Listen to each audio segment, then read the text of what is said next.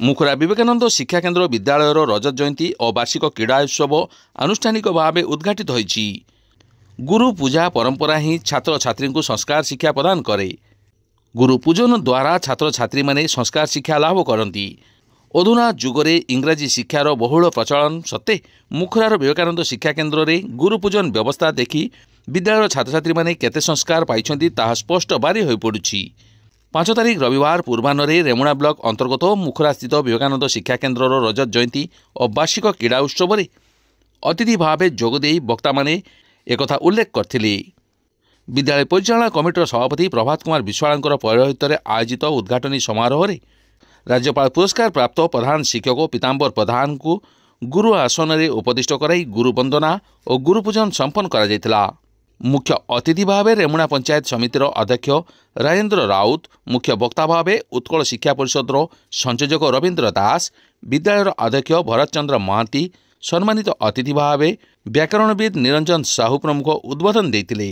पद्मलोचन प्रधान मंच आह्वान करते।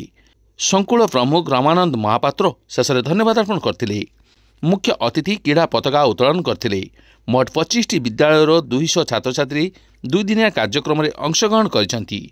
विद्यालय शिक्षयित्री ममता पति, जयंती बेहरा, बासंती गच्छायत, जयंती दास, ममता सिंह, कविता राणी सेठी प्रमुख क्रीड़ा उत्सव को परिचालना करते।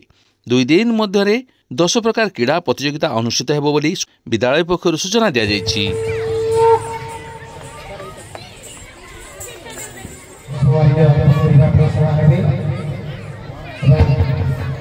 सूचना अनुसार कल्याण पर्व चली श्रद्धा सुमन गुरुजी मल्यार्पण चली मंच आसवा गुरु को सम्मान पुष्पमाल्य द्वारा सम्मान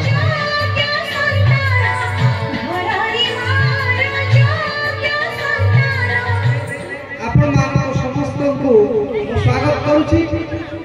आज रजत जयंती उद्घाटन उत्सव सभापतित्व करने मंच को सर्वप्रथम निमंत्रण करी आम ए विद्यालय सभापति श्रीयुक्त प्रभात कुमार विश्वाल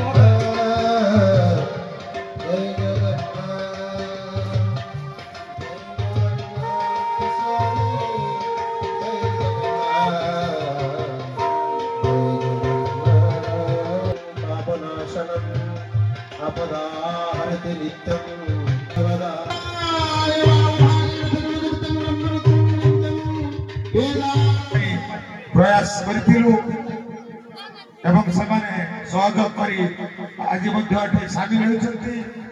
मो सर्वप्रथमे मंचासीन पदार्पण करिछि पालन करछि रजत जयंती क्रीड़ा महोत्सव।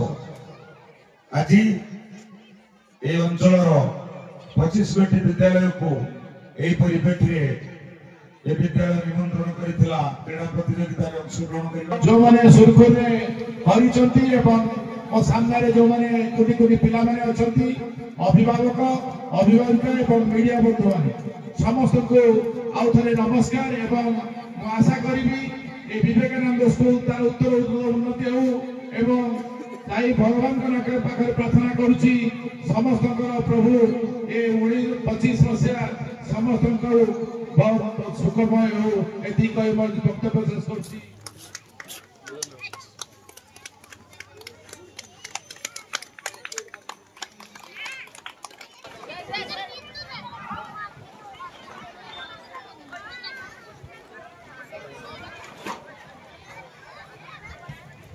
भारत माता की जय, भारत माता की जय, रजत जयंती उत्सव की जय, रजत जयंती उत्सव की जय, रजत जयंती उत्सव की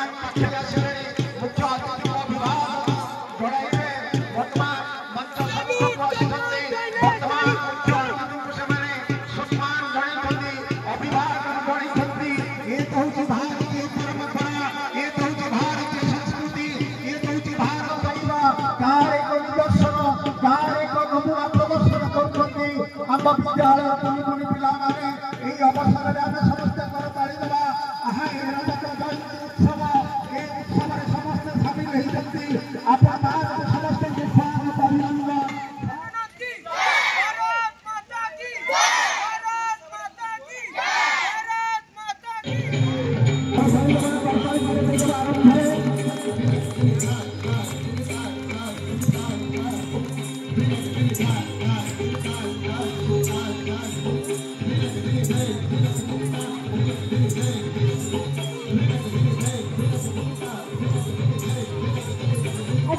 विवेकानंद शिक्षा केन्द्र मुखुरा आज रजत जयंती क्रीड़ा समारोह उद्घाटनी कार्यक्रम थिला।